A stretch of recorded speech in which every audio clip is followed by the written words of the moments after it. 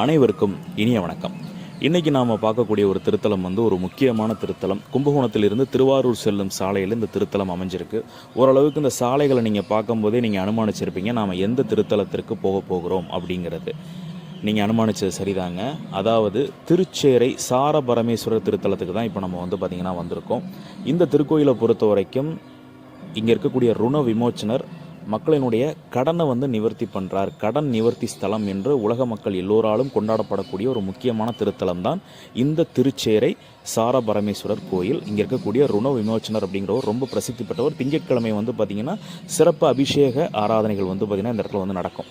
Okay, இப்போ உங்கள் மனசுக்குள்ள ஒரு கேள்வி வரும். இப்படி தாங்க நிறைய கோயில் சொல்கிறாங்க, ஏகப்பட்ட கோயிலுக்கு இந்த மாதிரி நான் போயிட்டேன், நான் எங்கேயுமே என்னுடைய கடன் முடிஞ்ச பாடில்லை, இந்த கோயிலுக்கு வந்தால் மட்டும் என்னுடைய கடன் நிவர்த்தி ஆகிடுமா அப்படின்னு உங்கள் மனசுக்குள்ள கேள்வி இருக்கும்.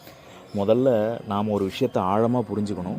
ஒவ்வொரு திருக்கோயிலுக்குள்ளேயும் நம்ம போய் நம்ம அமர்ந்து ஆத்ம ஞானத்தோட நம்மளுடைய மனசுக்கிட்ட நம்ம பேசும்போது சில விஷயங்கள் நம்மளுடைய மனசு சொல்லும்.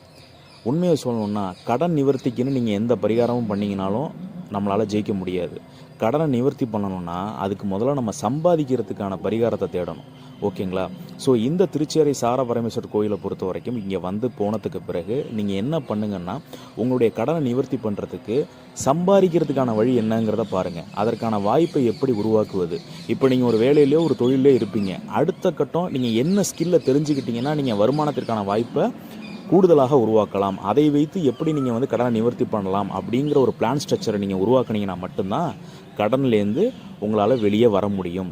இதை தான் ஒவ்வொரு இடத்துலையும் ஒவ்வொரு திருக்கோயில்லையும் இறைவன் ஞான வடிவாக ஒவ்வொரு மனிதனுக்கும் கொடுக்கிறார்.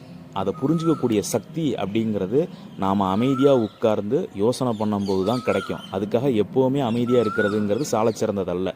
முக்கியமான முடிவுகளை எடுக்கும்போது அமைதி மிக மிக முக்கியமானது. சரிங்களா?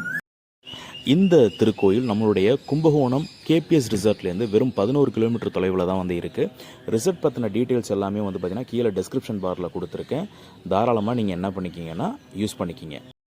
இப்படி தாங்க கஷ்டப்படுற ஒவ்வொருத்தரும் எந்த சாமி கிட்ட எப்படி கேட்கறதுனே தெரியாம அழுகுறோம்.